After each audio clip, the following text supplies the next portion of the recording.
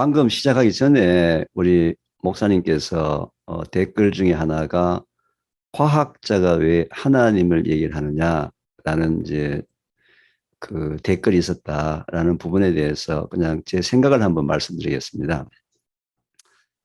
저는 그 기초과학, 자연과학이라고 얘기하는 화학을 공부를 했습니다. 화학을 공부를 하고서 국내에서 이제 학부를 마치고 미국 이제 그 대학교에서 화학과에서 이학 박사를 받았습니다.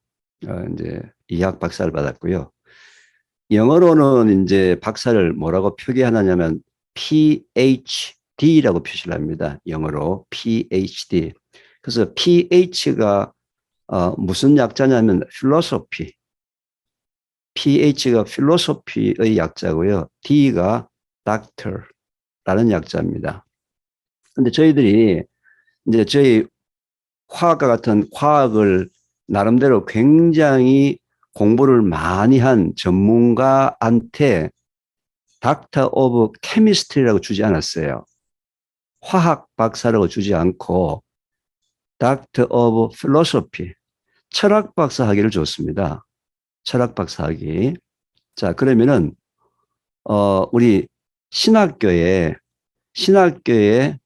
그 현재 강의를 하시는 신학 교수님들, 신학과 교수님들도 PhD라는 타이틀을 갖고 있습니다. 그분들도 철학 박사 학위를 받았거든요. 공대, 예를 들면 기계공학, 화학공학을 하게 되면은 마찬가지 PhD, 철학 박사 학위를 줍니다. 예를 들면은 반도체 같은 반도체 박사 이렇게 돼야 될 텐데 Doctor of Semiconductor 뭐 이렇게 돼야 될 텐데 그게 아니고 Doctor of Philosophy. 나름대로 학문이라는 학문을 공부를 해서 그래도 굉장히 전문가의 인정을 받는 자연과학을 한 화학을 했던 물리를 했던 수학을 했던 무엇을 하든지 간에 PhD 철학 박사 학위를 줬다는 거예요. 공대, 화학공학, 기계공학 무슨 공학 박사를 하더라도 PhD, Doctor of Philosophy 철학 박사 학위를 줬다는 겁니다. 자, 신학. 하나님의 말씀에 대해서 그렇게 공부를 열심히 하고 많이 알고 있는 신학교 교수님들도 PhD. 근데 참 재밌게도 말이죠. 명함에 보게 되면요. 영어로는 PhD라고 하고 저는 그 밑에다가 이학 박사라고 적습니다. 공대 교수님들은요. 영어로 PhD라고 적고 밑에 번역을 공학 박사라고 적습니다. 신학교 교수님들은 PhD라고 적고요. 한글로는 신학 박사라고 적습니다. 왜 자연과학을 연구한 화학과 교수한테 철학 박사 학위를 줬으며 왜 공학을 연구한 공학 박사들한테 PhD 철학 박사를 줬을까요? 왜 신학을 하나님의 말씀을 연구한 신학교 교수님들한테 신학 박사 학위라고 번역을 하지만 실제로 PhD 철학 박사 학위.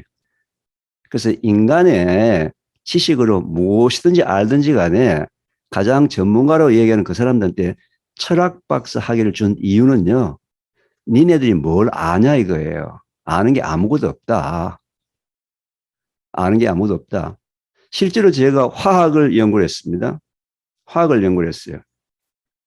화학이라는 것은 우리 물질의 아주 가장 작은 단위, 분자 단위를, 원자 단위를 연구하는 학문이지 않습니까?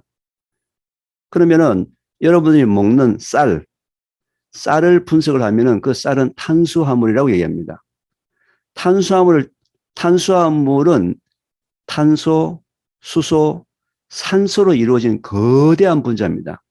그걸 우리가 조각 내게 되면 탄소, 산소, 수소 각각의 원자를 만들어요. 원자를 또 조각 내면 그 속에 뭐 기억하실지 모르겠지만 옛날 기억 한번 해보십시오. 뭐 양성자, 중성자 이런 조각이 나요. 그럼 또 양성자, 중성자를 조각 내면 뭐가 되느냐? 현재 아무도 모릅니다. 현재 여러분들이 눈에 보고 있는 이 이 모든 물질의 근본을 아는 인간은 한 명도 없어요. 한 명도 없습니다. 그럼 이걸 이제 과학자들이 어떻게 이거를 이 물질을 이루고 있는 뭐 밥이 됐든 쌀이 됐든 여러분 보고 있는 뭐 안경이 됐든 머리카락이 됐든 이 물질을 이루고 있는 가장 작은 입자를 연구하는 학문이 바로 가속기 입자론이라는 걸 입자 연구란 건데요. 거대한 예를 들면은 뭐 시카고시 외곽에 말이죠. 반경 지름을 한 10km, 20km 되는 큰 원을 만들어 가지고 거기다가 자기장을 만들어서 말이죠. 어떤 입자를 집어넣어서 막 가속을 시킵니다. 엄청난 속도로 가속을 막 시키다가 갑자기 가로막을 탁 집어내 가지고 쾅 충돌하게 만듭니다. 왜? 그래야지만 가장 작은 입자를 만들 거 아닙니까? 엄청난 속도로 가속을 막 시켜가지고서 굉장히 넓어 10km, 20km, 30km 사이로 막 회전을 해가지고 막 돌려가지고 쾅 부딪혀서 조각을 나게 만듭니다. 그때 쾅 부딪히면 몇 조각 나는지 아세요? 혹시? 산산조각이 납니다. 산산조각 나면요. 그 중에 가장 작은 입자를 찾아가지고 발견한 사람이 이름을 붙입니다. 이게 뮤온이다. 그러면 그 사람이 노벨 물리학상을 받습니다. 이게 현재 인간의 현 주소예요. 이 우리가 살고 있는 이 모든 우주의 모든 물질의 기본조차도 모르는 게 인간이에요. 아는 게 아무것도 없습니다. 그래서 화학을 연구했던 과학자들, 뭐 신학을 연구한 신학자들, 공학을 연구한 공학자들 다 PhD, Doctor of Philosophy, 철학 박사 학위를 주고요. 니네들이 좀 겸손해라. 아는 게 별거 없다 그거. 그래서 과학자도 하나님을 의존할 수밖에 없어요. 모르기 때문에. 그죠? 뭘 압니까? 아는 게 아무것도 없는데. 그저 진짜 티끌만한 걸 반복되는 걸 관찰하고 난 다음에 그걸 법칙이라고 우리가 만들어 놨지 않습니까? 그죠? 그런데 우리가 아는 게 아무것도 없어요. 여러분들 그거 한번 보셨습니까?